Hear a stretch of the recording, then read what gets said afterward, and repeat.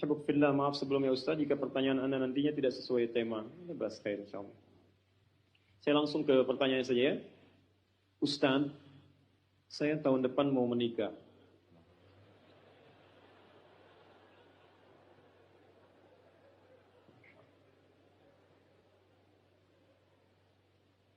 Selalu ada begini. Dengan seorang akhwat. Pasti seorang akhwat, gak mungkin ikhwan. Gak mungkin. Kalau seorang ikhwan ada yang salah dalam diri antum ya. Baik, Quran surah ke-49 ayat 13. Ya ayyuhan nasu inna khalaqnakum min dzakarin wa untha.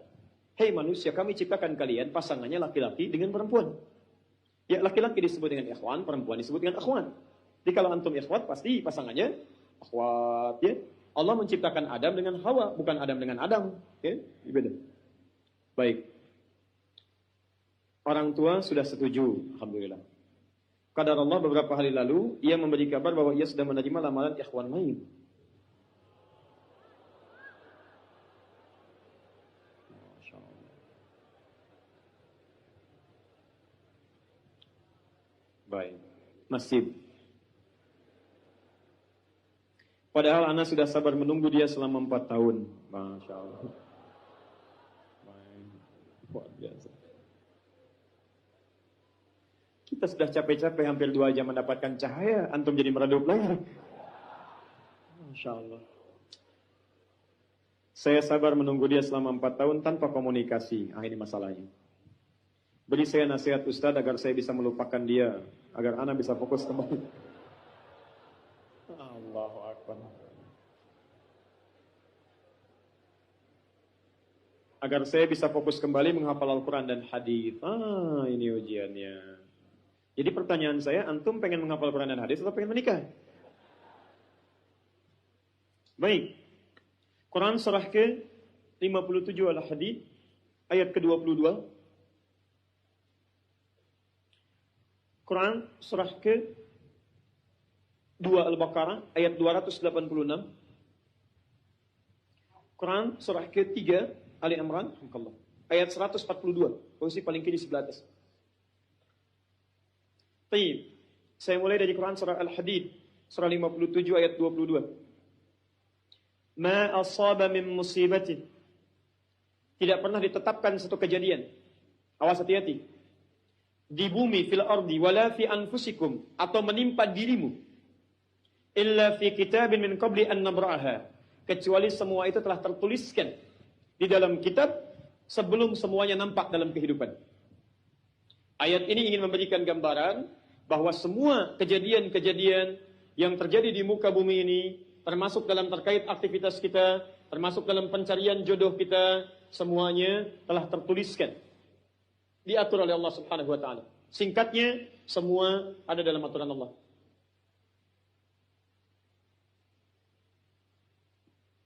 Fokus. Lihat, Allah telah mengatur si fulan hidup sekian sekian sekian, meninggal sekian sekian sekian, rizkinya sekian, jodohnya akan mendapatkan sekian sekian sekian. Sebagian tidak bisa diikhtiarkan seperti ajal nggak ada ikhtiarnya. Anda tidak bisa ikhtiar untuk bisa menunda atau mempercepat ajal, langsung. Nggak bisa diintervensi. Sebagian ada yang harus diikhtiarkan. Hukumnya sudah ada, cuman kita tidak tahu bagaimana dengan takdir yang telah Allah tetapkan. Maka untuk mendapatinya, maka ikhtiar kita untuk meraihnya. Maka ada sesuatu yang ditempuhnya dengan cara ikhtiar. Di antaranya ini, jodoh. Masya Allah. Allah telah tetapkan jodoh kita, diatur oleh Allah. Ini yang terbaik untuk kehidupan kamu. Tapi Allah merahasiakan kepada kita siapa jodoh yang dimaksudkan. Maka kita berikhtiar, yang dengan ikhtiar itu ada pahala didapatkan. Saya ulang, ada pahala didapatkan, ada kenikmatan dalam mencarinya. Bayangkan kalau kemudian nikah aja tiba-tiba tanpa ada pencarian. Antum gak akan pernah merasakan bagaimana nikmatnya ta'aruf, bagaimana nikmatnya mengenal, bagaimana mencari, bagaimana pahala bersabar, bagaimana nikmatnya berdoa, bagaimana istikharah dalam menentukan jodoh kita. Itu semua menghasilkan pahala dalam kehidupan kita. Maka yang pertama, lihat, ketentuan Allah yang pertama, apapun ikhtiar yang telah Anda tempuh, maka semua ikhtiar ini tetap tidak akan keluar dari aturan Allah Subhanahu wa taala. Jadi kalau antum tadi sudah menunggu selama 4 tahun tanpa komunikasi, Masya Allah, sudah siap melamar, Tiba-tiba, Masya Allah, dibalap oleh orang lain. Tolong. Fokus. Maka bagaimana cara memahaminya? Perhatikan. Ikhtiar yang Allah tetapkan dalam aturan yang dibuat tadi, boleh jadi tidak harus selalu menyampaikan kita pada tujuan yang kita inginkan. Karena aturan Allah itu ketika ditetapkan, akan bersanding dengan maslahat bagi kehidupan kita yang menjalaninya. Ingat ini ya, ingat. Aturan Allah ketika menetapkan, fulan, rezeki kamu sekian, fulan, fisik kamu begini, fulan, jodoh kamu si fulan, si fulana. Ketika Anda menempuhnya dengan ikhtiar, tidak harus kemudian Anda meraihnya sesuai dengan keinginan Anda. Contoh, maaf, Anda ingin misalnya sekolahnya ke ITB. Anda ikhtiar. Juara satu, juara satu, juara satu. Begitu tes di ITB, tidak lulus. Lulusnya ke IAIN. Misal, harap-harap ke ITB, masuknya ke IAIN. Harap-harap ke ITB, masuknya ke UNPAD. Ketika Allah kemudian menakdirkan Anda misal, keinginan Anda ke UNPAD, keinginan Anda ke ITB, tapi kemudian tiba-tiba beloknya ke UNPAD. Bagaimana memahaminya? Perhatikan. Kadang jalan kehidupan yang telah Allah tetapkan, bukan harus menentukan hasil sesuai dengan yang Anda inginkan. Tapi Allah menetapkan sesuai dengan apa yang Anda butuhkan. Anda ingin ke ITB, tapi apa yang Anda dapatkan di ITB bukan maslahat buat kebutuhan Anda. Maka dibelokkan oleh Allah ke UNPAD supaya Anda mendapatkan apa yang Anda butuhkan dalam kehidupan Anda. Karena Allah mengabulkan apa yang Anda butuhkan, bukan apa yang Anda inginkan. Saya ulang, Allah mengabulkan hanya apa yang Anda butuhkan, bukan apa yang Anda inginkan. Ada 3 jenis cara pengabulannya. 1, jika kebutuhan Anda sesuai dengan maslahat kehidupan Anda meminta. Maka jika keinginan Anda dalam permintaan sesuai dengan kebutuhan Anda, maka segera dikabulkan. 2, ada yang ketika Anda memohon, Anda belum sanggup untuk mendapatinya. Nanti ketika Anda mulai sanggup, disitulah kemudian Allah berikan. Antum punya anak 5 tahun. Antum kaya, punya banyak uang, kemudian anak itu minta dibelikan motor. Dibelikan nggak? Uangnya ada, motornya siap dibeli. Anak baru 5 tahun, minta dibelikan motor, dibelikan nggak? Kenapa? Karena dia belum sanggup menggunakannya. Tapi Anda sampaikan, nah, Papa punya uang, Papa siapkan ya. Nanti ketika sanggup baru saya berikan. Demikian ketika Anda meminta kepada Allah Subhanahu wa taala dan memohon. Maaf, Anda mohon, belum dikabulkan juga. Boleh jadi bukan Allah belum mengabulkan, tapi Anda belum siap untuk menerimanya. Contoh, Nabi Muhammad SAW berdoa kepada Allah supaya kiblat dipindahkan dari Masjid Al-Aqsa ke Masjidil Haram. Kapan berdoanya? Sejak di Mekah. Kapan dikabulkan? Saat ke Madinah. Kurang lebih 3 tahun baru dikabulkan.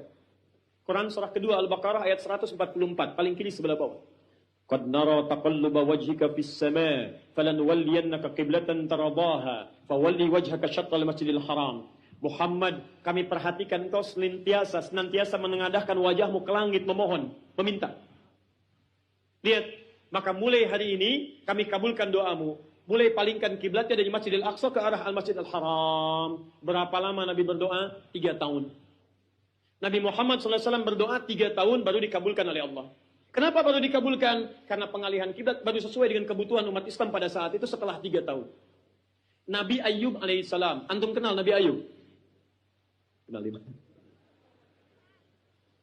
Kadang-kadang kenal Nabi Ayub. Luar biasa. Tadi malam di Dumai, ada yang kenal Korun. Bulan lalu di Lampung, ada yang kenal Fir'aun. Masya Allah. Kenal Nabi Ayub. Luar biasa. Siapa sebetulnya? Nabi Ayub itu diuji dengan penyakit. Luar biasa. Maaf, tadinya kaya, punya istri yang sangat cantik, anaknya 12. Hari yang bersamaan, hari pertama, maaf, diuji dengan harta semua habis. 1 hari. Hari kedua, anak semua meninggal. Hari ketiga, diuji dengan penyakit. Yang penyakitnya tidak akan pernah dialami orang setelahnya. Tidak juga dialami orang sebelumnya. Berapa diuji? 20 tahun. Beliau diuji 20 tahun. Apakah mengeluh? Tidak. Kata istrinya, kalau bahasa kita, Papa kan Nabi. Angkat tangan Papa, mohon kepada Allah. Mintakan sembuh aja, sembuh. Apa jawab Ayub? Berapa lama kita sehat dan senang? Kata istrinya, Masya Allah, 20 tahun. Berapa lama kita diuji begini? 7 tahun. Kata Ayub, nanti saja. Kalau usia ujian sakit sama dengan ujian sehat, sama-sama 20 tahun, baru saya memohon kepada Allah Subhanahu wa ta'ala. Anda bisa bayangkan Nabi Ayub, Nabi, Rasul, dekat dengan Allah, jaminannya surga, surga tingkat tinggi, diberikan ujian 20 tahun, beliau bersabar dan tetap ibadah. Antum, Masya Allah, mahasiswa, baru semester 5, bukan Nabi, bukan Rasul, surga belum jelas, amalan masih berantakan, hisab masih menegangkan, surga belum ada jaminan, baru 4 tahun.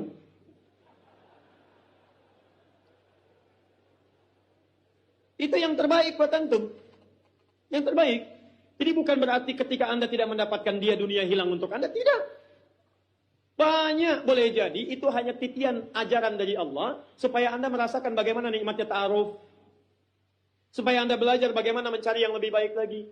Lihat kalimatnya, Quran surah ke-24 ayat 26. At-tayyibatu lit-tayyibin, wat-tayyibuna lit-tayyibat, al-khabithatu lil-khabithin sebelumnya, wal-khabithuna lil-khabithat. Yang baik akan ketemu yang baik lagi. Yang kurang baik bertemu dengan yang kurang baik lagi. Menurut Anda, dia yang terbaik untuk Anda. Menurut Allah, dia bukan yang terbaik untuk Anda. Yang untuk Anda, ada yang lebih baik lagi. Anda mau menghafal Quran, Anda mau menghafal hadis, maka Allah akan kirimkan kepada Anda yang bisa menjaga Quran dan hadis Anda. Kalau dengan 4 tahun belum bisa menjadikan Anda mendapatkan yang terbaik, tunggu. Karena yang terbaik itu lebih daripada yang mulia akan mendapatkan masa yang cukup panjang. Al-Bukhari menulis hadis 16 tahun, kitabnya abadi. Orang menulis kitab 16 hari belum tentu abadi. Jadi ketika Anda diminta menunggu dalam masa yang cukup lama, sebetulnya bukan masanya yang ditunggu, tapi di balik penungguan itu bukankah di situ ada pahala? Tadi Anda katakan Anda rajin berdoa, bukankah di doa itu ada pahalanya? Anda rajin tahajud, Anda bersabar, Anda bermohon, Anda istighfar. Jadi yang diinginkan oleh Allah dalam penantian 4 tahun itu bukan Anda menikah dengan calon Anda sekarang. Tapi Anda mendapatkan pahala yang berlimpah. Dan dengan pahala itu Anda siapkan Quran Anda, hadis Anda untuk membimbing pasangan Anda berikutnya. Paham sampai sini? Alhamdulillah. Jadi nggak usah kecewa ya, nggak usah kecewa. Baik, yang kedua, lihat kaidahnya. Supaya kita bisa sabar. Ya, supaya bisa sabar. 2, Quran surah kedua, ayat 286. La yukallifullahu nafsan illa.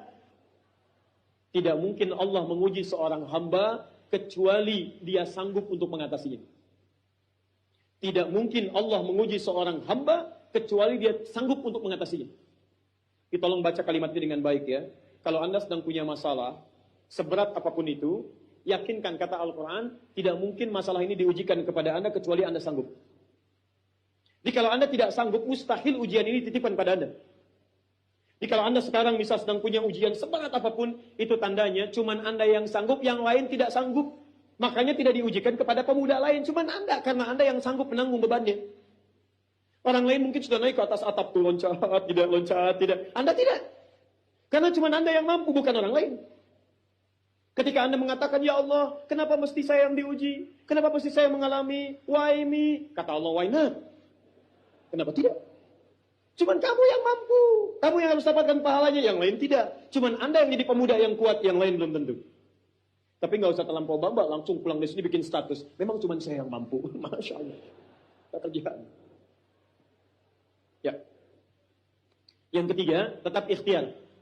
Quran surah 49 ayat ke-13. Jadi jangan sampai, maaf, ya peluang Anda tidak mendapatkan yang tadi Anda telah harapkan, menjadikan Anda putus dalam berikhtiar. Cari, masih banyak perempuan semuka bumi. Masa tidak ada yang cocok untuk Anda? Lihat, ya ayuhan nasu inna khalaqnakum min dzakarin wa untha wa ja'alnakum syu'uban wa qabail lita'arafu. Hai manusia, kami ciptakan kau laki-laki, ada perempuan jodohmu. Dan kami pisahkan berbeda-beda daerah.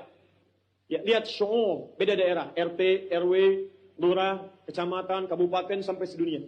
Kalau nggak ketemu di satu RT, cari satu RW ya. Yang nanya tadi. Kalau tidak ada satu RW, cari satu kampung. Masa nggak ada yang ketemu? Boleh menikah dengan perempuan sekampung? Tidak. Masa sekampung mau dinikahi? Tidak. Batas paling maksimal 4. Sekampung tidak pilih satu dari sekampung. Sekampung mau dinikahi, Masya Allah. Silahkan cari. Ya. Anda tadi masih kuliah kan? Silahkan cari. Barangkali ketemu di kampus. Ya. Boleh menikah dengan seorang anak yang sedang kuliah? Tidak, sedang kuliah masa dinikahi. Pulang dulu dari situ. Ya. Pulang dari kampus. Baik-baik di rumah baru nikah. Ini di kampus mau dinikahi. Ya. Cari silakan. Gak ketemu misalnya, mohon maaf, ya satu kecamatan, kabupaten. Gak ketemu beda provinsi. Anda orang Riau, mungkin jodoh Anda ada di Jawa. Cari. Ta'aruf. Gak ada di Jawa, ada di Sumatera. Gak ada Sumatera, ada di Papua. Luas. Indonesia terbentang 5.200.000 km persegi. Luasnya. Kata Ahmad Mansur Surya Negara, pakar sejarah, dalam bukunya Api Sejarah, halaman ke-19, paragraf yang kedua, baris 1 sampai 3, paling kanan sebelah atas. Luas Indonesia itu daratnya 2 juta kilometer persegi, lautnya 3.200.000 kilometer persegi. Daratan dan lautan, Masya Allah, 5.200.000 kilometer persegi. Masa nggak ketemu? Pulaunya 13.677 pulau. Itu belum termasuk Pulau Gadung dan Pulau Gebang. Ada semua. Nggak ada di Asia Tenggara. Nggak ada Asia Tenggara di Asia. Nggak ada Asia Amerika. Nggak ada Amerika di Eropa. Nggak ada Eropa di Afrika. Masa nggak ada yang cocok? Kalau tidak ada, mungkin antum ahli surga. Karena itu pun jodoh antum pun bidadari surga. Masya Allah. Tapi sebelum ke surga, baiknya menikah dulu di dunia. Ya, sebelum kiamat kurang 2 hari. Tuh, naik aja ada pilihan. Masa antum tidak ada? Orang sudah Samarinda, antum sama dia aja.